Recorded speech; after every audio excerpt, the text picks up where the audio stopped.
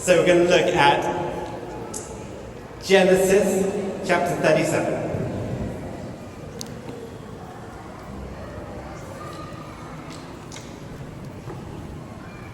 This is a story of the life of Joseph. And it's a story that begins with relationships that are dysfunctional, that are not going well, where there is going to be hatred and suspicion and jealousy and division, but it's going to end with reconciliation and restoration and people coming together. So, Genesis chapter 37. And we'll go from verse 2. This is the account of Jacob's family line. Joseph, a young man of 17, was tending the flocks with his brothers, the sons of Bilhah and the sons of Zilpah, his father's wives. And he brought their father a bad report about them. Now Israel, that's Jacob, loved Joseph more than any of the other sons, because he had been born to him in his old age, and he made an ornate robe for him. When his brothers saw that their father loved him more than any of them, they hated him and could not speak a kind word to him. Joseph had a dream, and when he told it to his brothers, they hated him all the more. He said to them, "Listen to this dream I had. We were binding sheaves of corn out in the field, when suddenly my sheaf rose and stood upright, while your sheaves gathered around mine and bowed down to it." His brothers said to him, "Do you intend to reign over us? Will you actually rule us?" And they hated him all the more because of his dream and what he had said. Then he had another dream, and he told it to his brothers. "Listen," he said, "I had another dream, and this time the sun and moon and 11 stars were bowing down to me." When he told his father, as well as his brothers, his father rebuked him and said, "What is this dream you had? Will your mother and I and your brothers actually come and bow down to the ground before you?" His brothers were jealous of him, but his father kept this matter in mind. And then what happens from this point is that Joseph's brothers hate him. Joseph goes out to a field to keep an eye on what they're doing. They throw him into a pit. They sell him into slavery. He's taken as a slave to Egypt. Meanwhile, Joseph's brothers tell their father that Joseph's dead, so they lie about him. Joseph goes to Egypt and he starts working for a man called Potiphar. And he initially actually does quite well, starts looking after that entire household. But then Potiphar's wife really likes Joseph, she tries to seduce him, he runs away, and then so Joseph, she's so cross that she accuses Joseph of attempted sexual assault. And so Joseph is then thrown into prison. While he's in prison, again, he works hard, he ends up running the prison, and then there are two people who are thrown into prison from Pharaoh's court. They have dreams, he helps them interpret their dreams. And one of them is restored to Pharaoh's court and says to Joseph, "I will remember you and I will help you."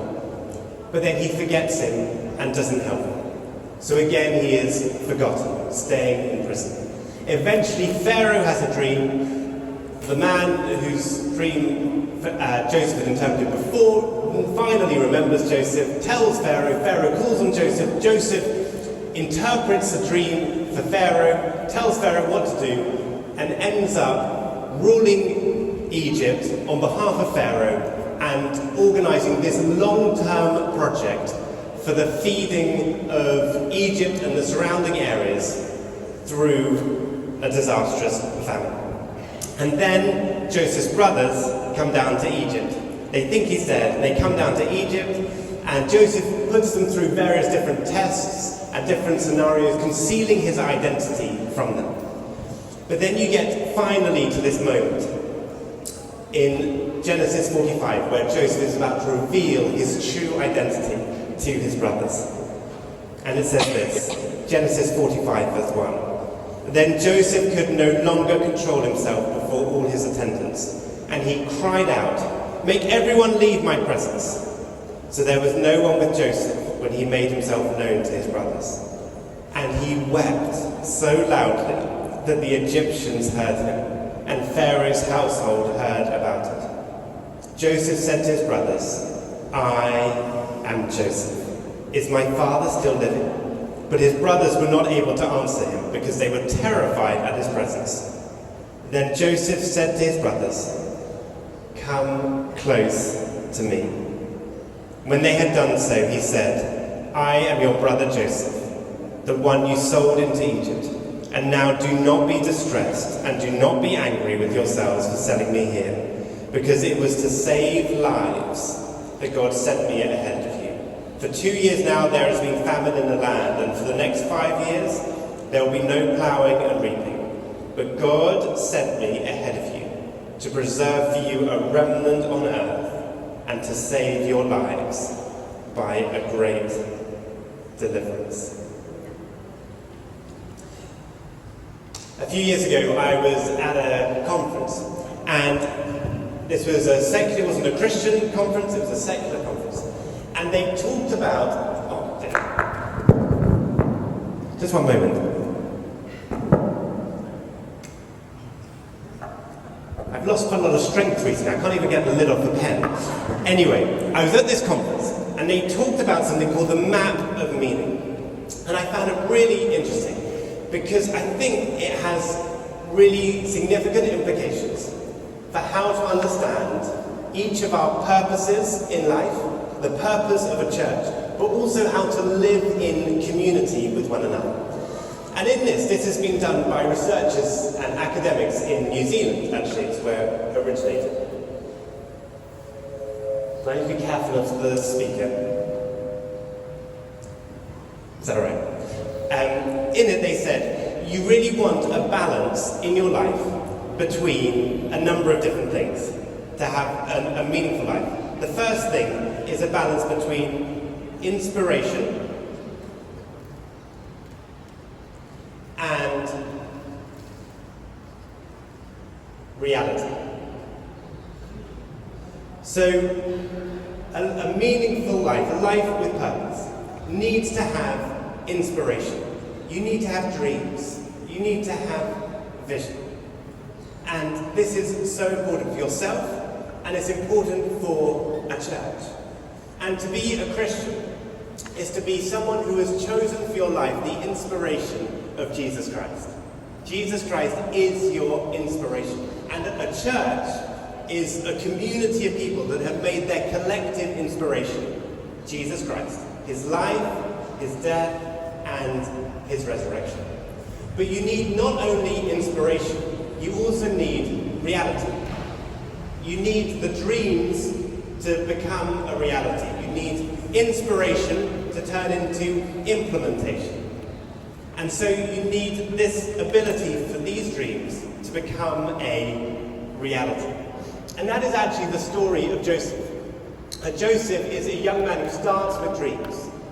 He has a vision for his life. But through his life, by the end, 20 years later, his dreams will have become a reality. And so we need this balance between inspiration and reality. But in order for this gap to be bridged, something needs to take place.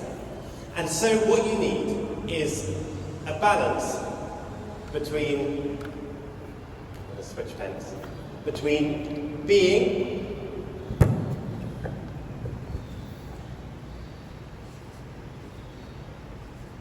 and doing,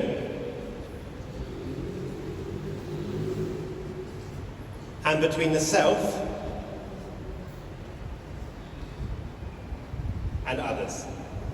This diagram, by the way, will include a mixture, like this community, of English and Portuguese. So some words will be in English, some in Portuguese. They'll include Portuguese words when I know them. So, between being and doing, between the self and others. So yourself and being, that is called integrity. Yourself and doing, that is called wisdom. Yourself and others, being and others is belonging. And doing with others is called service. And these are the things that all of us need: integrity, belonging, wisdom and service, in order to live a life of purpose, but also to be a true community. These are the characteristics of the kind of character we need to develop, individually and together, in order to be a fully functioning community, but also a community that lives out the purpose for which God has given us. And this is what you see in the life of Joseph. Joseph starts with integrity. Joseph says, "I am Joseph." This is the moment of the big reveal. This is the climax of the story where he reveals his identity. And in the films and films and musicals I grew up with, this was always the great moment, when some people have been trying to define the hero's identity in different ways, but the hero insists on his own identity. So I think of, and I realise all these illustrations will be outdated for so many young people in this space. But The Matrix, where Agent Smith says to Keanu Reeves, "Goodbye, Mr. Anderson," and Keanu Reeves says, "My name is Neo." Or Les Miserables, that wonderful musical and book, where Javert, the police officer, the villain, keeps on calling Jean Valjean a prisoner 24601. But Jean Valjean insists, "My name is Jean Valjean." Or Gladiator, that great film. I'm just so sorry for everyone under the age of 25. I'm very sorry about all these illustrations.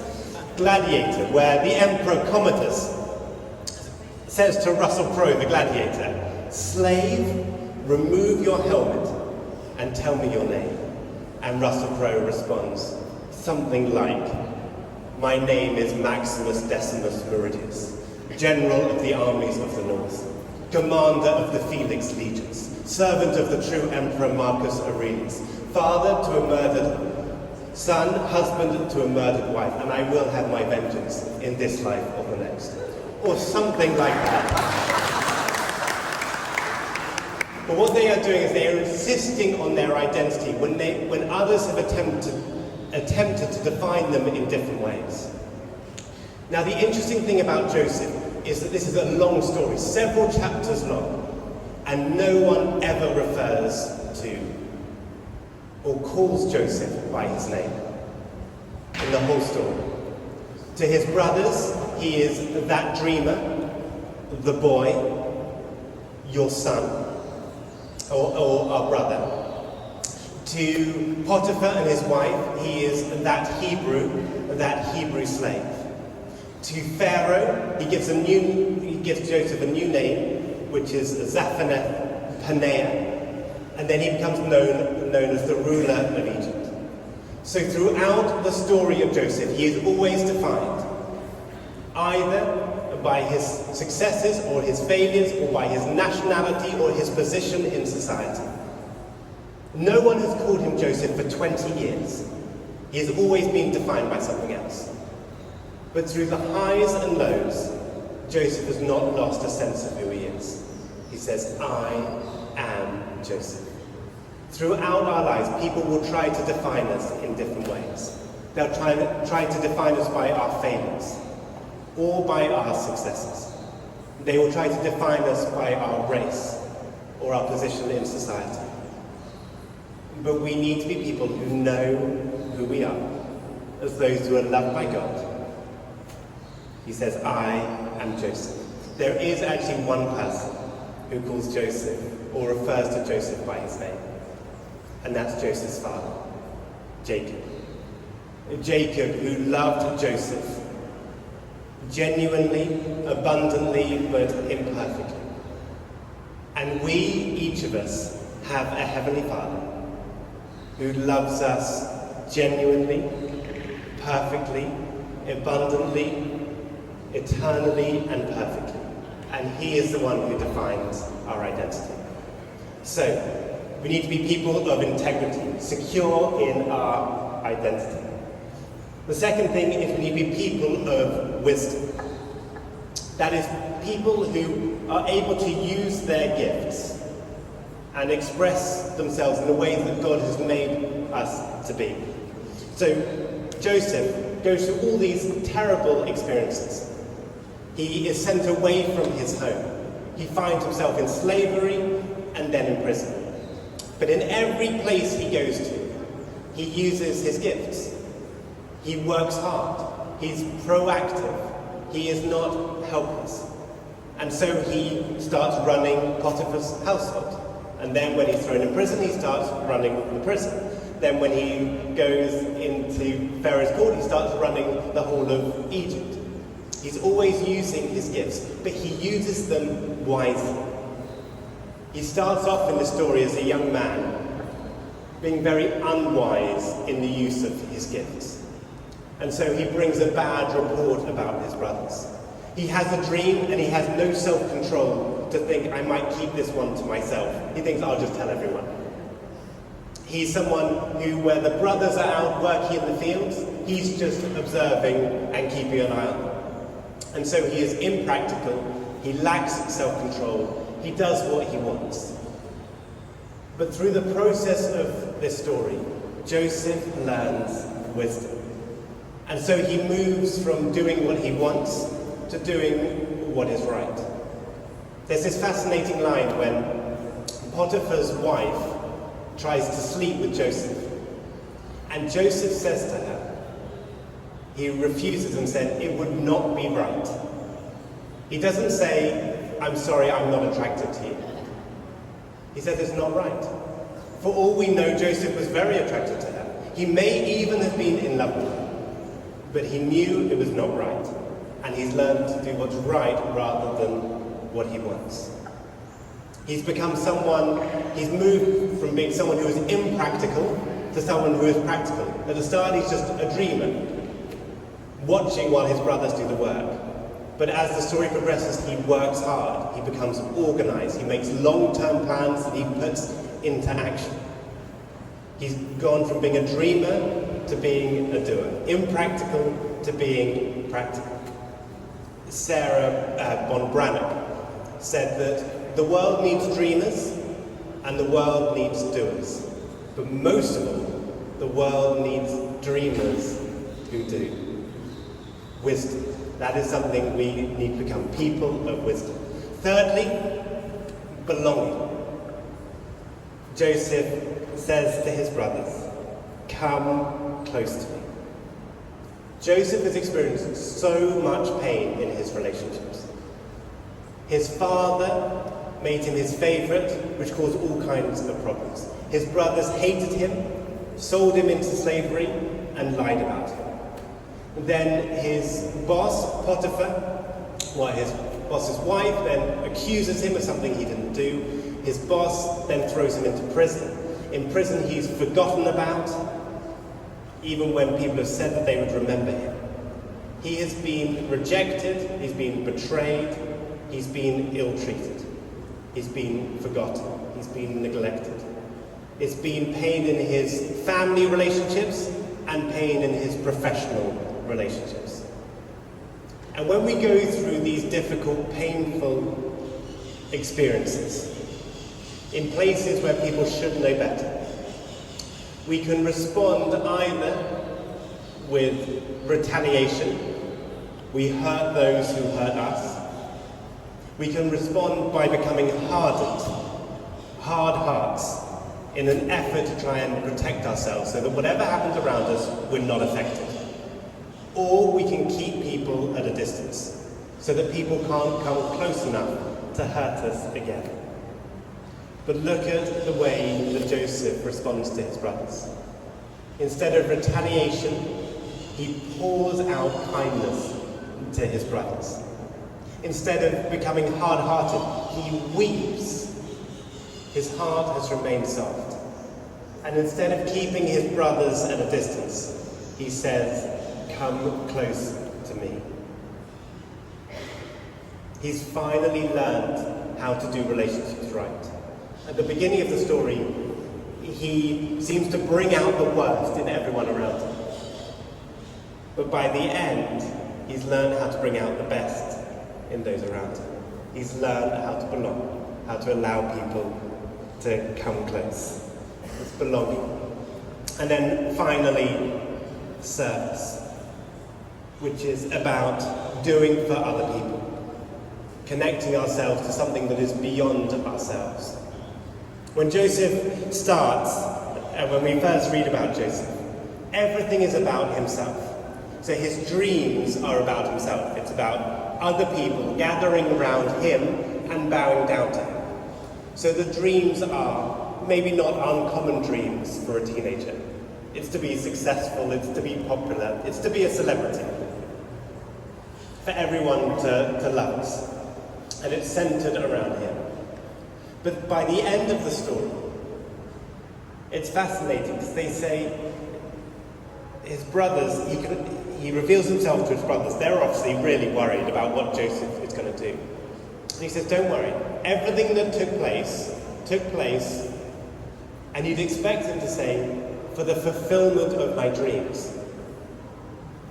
But he doesn't. He says, so that God would save many lives. Suddenly it's not about his dreams at all. Throughout his life, Joseph has been, since he was sold as a slave, he's been interpreting other people's dreams. So people have come to him with their dreams. And you'd have thought Joseph would say, don't talk to me about dreams. Dreams just disappoint you.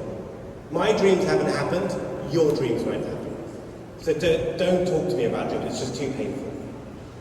But instead of being concerned about his own dreams, he instead helps people to interpret their dreams. His life has not become about him. Andrea Jaeger was a tennis player in the 1980s. She was the number 2 in the world, and she got to the final of the French Open in 1982 and then Wimbledon in 1983. But then she left tennis to become a nun and set up various children's charities. And she was once asked by the great tennis player and now commentator John McEnroe, how would you like to be remembered? And she responded by saying this, I don't have to be remembered. I do what I do because I'm called to do it, not so that I am remembered. Her life was not about herself. There's this wonderful detail at the end of Genesis where Joseph tells his brothers and their descendants to please take his bones when he dies and have them buried in Canaan, not in Egypt. Now, I find this amazing because Egypt had some amazing options in terms of burial. There were the pyramids. I mean, if you were in any place where you had some good options for where to be buried, it was in Egypt, where they really knew how to honor those who were important in their burials. But Joseph says, I don't want to be buried here. I want to be buried with my family, with my ancestors, in the obscurity of Canaan. His life was no longer about himself. So these are the characteristics of those who are able to turn inspiration into reality. These are the characteristics of a community that loves one another, where there's reconciliation and there's belonging and there is community. But how does this happen? How is it that all these terrible things have happened to Joseph? And instead of becoming bitter or dysfunctional or full of hatred, he becomes someone of integrity and belonging and wisdom and service. Well, it says, as soon as he's sold into slavery, but the Lord was with Joseph. It was the presence of God in his life that was able to turn every experience that happened to him into something that formed his character. When Joseph reveals himself to his brothers, 3 times he said, but God sent me. But God sent me. Joseph was able to see in the most painful and difficult things of life the fact that God was at work. And this is extraordinary, particularly because God is hidden in the story of Joseph. For Joseph's great-grandfather, Abraham, and his grandfather, Isaac, and his father, Jacob, God appears. Angels come. There are audible voices. Jacob gets to wrestle with God by a river. And Joseph would have grown up with all these stories of God appearing and speaking in very clear, distinct, obvious ways. And yet there's none of that in the story of Joseph. And yet he is still convinced that God is at work in the background of his life, even when he cannot see it. And so this is our hope, that God is with us. And that God is forming us, he's forming our character. And of course we will remember that ultimately it is not really about us. Because there would come another man, thousands of years later, who would come into the world. And at roughly the same age of Joseph, he would be the one who would come into the world, Jesus Christ. And he is the one of perfect integrity. In fact, he is called the Great I Am. He is the one who is known actually as the wisdom of God. He is the one who is love, perfect love itself. And he is the suffering servant. And so this story is about Joseph, it is about us, but ultimately it is about Jesus, whose character is perfect, whose purpose is perfect and we get to join in with, who is the perfect example of love and community and reconciliation. And the Spirit of God is transforming us into his likeness. Amen.